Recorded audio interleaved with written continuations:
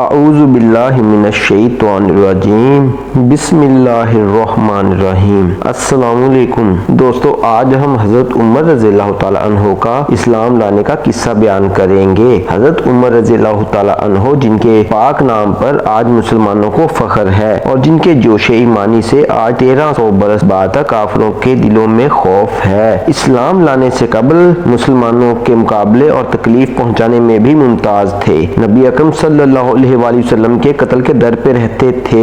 ایک روز کفار نے اپنی مشورہ کی کمیٹی قائم کی کہ کوئی ہے جو محمد صلی اللہ علیہ وآلہ وسلم کو قتل کر دے۔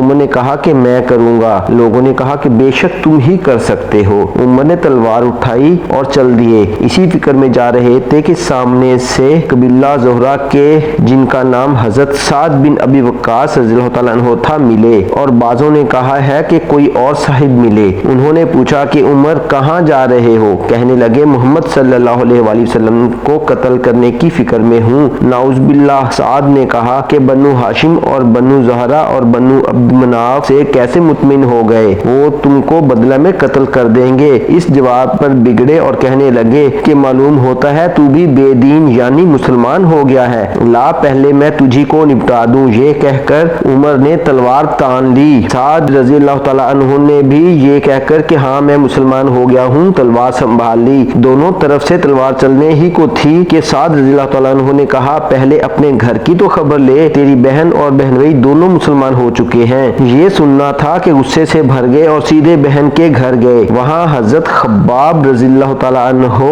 ان دونوں میاں بیوی کو قرآن شریف پڑھا رہے تھے۔ حضرت عمر رضی اللہ تعالیٰ عنہ نے کواڑ کھولنے کے لیے کہا۔ ان کی آواز سے حضرت خباب رضی اللہ تعالیٰ عنہ تو جلدی سے اندر چھپ گئے اور وہ صحیفہ بھی جلدی میں باہر ہی رہ گیا جس پر آیات قرآنی لکھی ہوئی تھی۔ ہمشیرہ نے کواڑ کھولے۔ حضرت عمر رضی اللہ تعالیٰ عنہ کے ہاتھ میں کوئی چیز تھی جس کو بہن کے سر پر مارا، جس سے سر سے خون بہنے لگا، اور کہا کہ اپنی جان کی دشمن تو بھی بددین ہو گئی ہے۔ اس کے بعد گھر میں آئے اور پوچھا کہ کیا کر رہے تھے اور یہ آواز کس کی تھی؟ بہن بھائی نے کہا کہ بات چیت کر رہے تھے۔ کہنے لگے کیا تم نے اپنے دین کو چھوڑ کر دوسرا دین اختیار کر لیا ہے؟ بہن بھائی نے کہا کہ اگر دوسرا دین حق ہو تب یہ سننا تھا کہ ان کی داڑھی کو پکڑ کر کھینچا اور بے تحاشا ان پر ٹوٹ پڑے اور زمین پر گرا کر ان کو خوب مارا۔ بہن نے چھڑانے کی بہت کوشش کی۔ اسی چھڑانے میں بہن کے منہ پر زور سے تمانچہ مارا جس سے ان کے منہ سے خون نکل آیا۔ وہ بھی آخر عمر کی ہی بہن تھی۔ کہنے لگی کہ عمر ہم کو اس وجہ سے مارا جاتا ہے کہ ہم مسلمان ہو گئے۔ بے شک ہم مسلمان ہو گئے ہیں، جو تجھ سے ہو سکے تو کر لے۔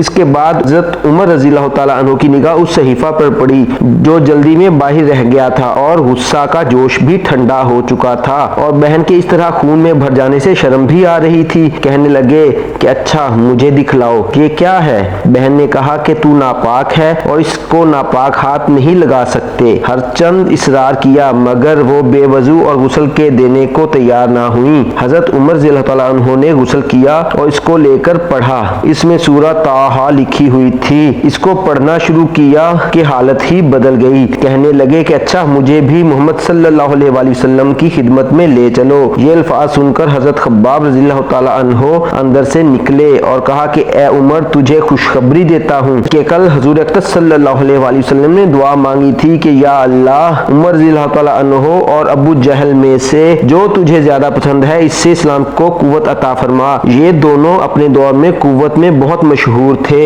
معلوم ہوتا ہے کہ حضور صلی اللہ علیہ وآلہ وسلم کی دعا تمہارے حق میں قبول ہو گئی۔ اس کے بعد حضور صلی اللہ علیہ وآلہ وسلم کی خدمت میں حاضر ہوئے اور جمعہ کی صبح مسلمان ہوئے۔ ان کا مسلمان ہونا تھا کہ کفار کے حوصلے پست ہونا شروع ہو گئے، مگر پھر بھی یہ نہایت مختصر جماعت تھی اور وہ سارا مکہ بلکہ سارا عرب اس لیے اور بھی پرجوش ہو گئے اور جلسے کر کے مشورہ کر کے ان حضرات کو ناپید کرنے کی کوشش کرنے لگ گئے۔ تاہم اتنا ضرور ہوا کہ مسلمان مکہ کی مسجد میں نماز پڑھنے لگے۔ حضرت عبداللہ بن مسعود رضی اللہ تعالیٰ عنہ فرماتے ہیں کہ عمر رضی اللہ تعالیٰ عنہ کا اسلام لانا مسلمانوں کی فتح تھی اور ان کی ہجرت مسلمانوں کی مدد تھی اور ان کی خلافت رحمت تھی۔